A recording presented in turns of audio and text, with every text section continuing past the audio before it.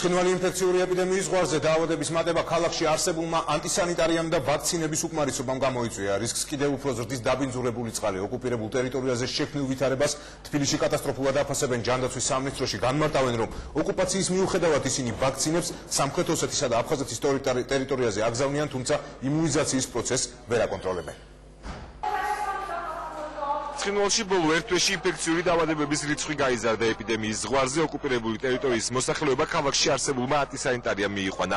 საკანალიზაციო სისტემების შეცვლისას გაჟონოვან სასწორებლის დაბინძურება გამოიწვია, რასაც ადგილობრივი მოსახლეობის მასიური დაავადება მოყვა. ასმით დაავადებული 21 მოზარდი რიგები ინფექციურ აცრებზე დეფიციტური ვაქცინების. ბოლო ერთ თვის მონაცემები არაზეც უკვე სამხრეთ ოსეთის ოკუპირებულ ტერიტორიაზე არსებული მედია საშუალებები ღიად საუბრობენ. გოკოიტის ხელისუფლება კი შექმნილ ვითარებიდან გამოსავალს ვერ პოულობს.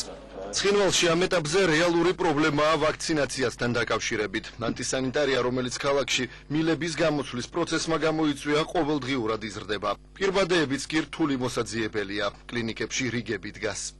კიდევ ერთი მიზეზი, რის გამოც ცხინვალში გაზრდილი მძიმე სამედიცინო შემთხვევები ფიქსირდება, რთული მეტეოროლოგიური პირობებია. ცივი ზაფხვის შემდეგ დღეს ცხინვალში ისევ თოვლი მოვიდა. დაბალი ტემპერატურა და უხვინარეკი მოსახლეობის მასიური გაცემის მიზეზი გახდა. გავრცელებული ინფორმაციით ოკუპირებულ ტერიტორიაზე დღეს პირბადის შეძენაც კი ჭირს. საქართველოს ჯანდაცვის მინისტრი კი განმარტავს, რომ ოფიციალური თბილისი ოკუპაციის პირობების მიუხედავად სამხრეთ ოსეთსა და აფხაზეთში ვაქცინებსა და სამედიცინო ინვენტარს სისტემატურად აგზავნის.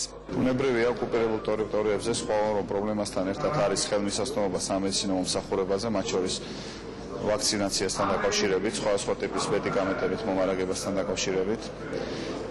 ჩვენ ერთობლივად რეინტეგრაციის სამინისტროსთან შევიმუშავეთ პროექტი, პარტნიორობის პროექტის პარალელში.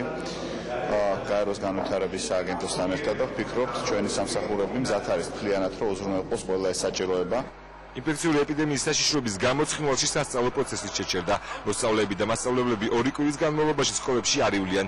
ვაქცინების ნაკლებობის შესახებ გავრცელებული ინფორმაცია უკვე საქართველოს იმუნიზაციის დაავადებათა კონტროლის და საზოგადოებრივი ჯანდაცვის ეროვნულ ცენტრში, რადგან ვაქცინების მოთხოვნის შემთხვევაში ისინი უპრობლემოდ იღებენ. შეეხება თვითონ ვაქცინაციის პროცესს, სამწუხაროდ ამას ჩვენ ვერ ვაკონტროლებთ. რაც სტატისტიკა არ აქვს, არც ანგარიშგება არ არის იმასთან დაკავშირებით, თუ თქვა რამდენი ადამიანი იცრება ქსელში, სამწუხაროდ იმ ვინაიდან ამის გაკონტროლება ოკუპირებულ ტერიტორიაზე პრაქტიკულად შეუძლებელია. გოკოიტის რეჟიმი კი ცხინვალში ანტისანიტარიის პრობლემების მოგვარების კონკრეტული გეგმა არ აქვს. ყოველდღიურად იქ სხვა ინფექციებით დაავადებულთა რიცხვი მატულობს ავადმყოფოებში, ვაქცინების ყველა მარაგი თავდება.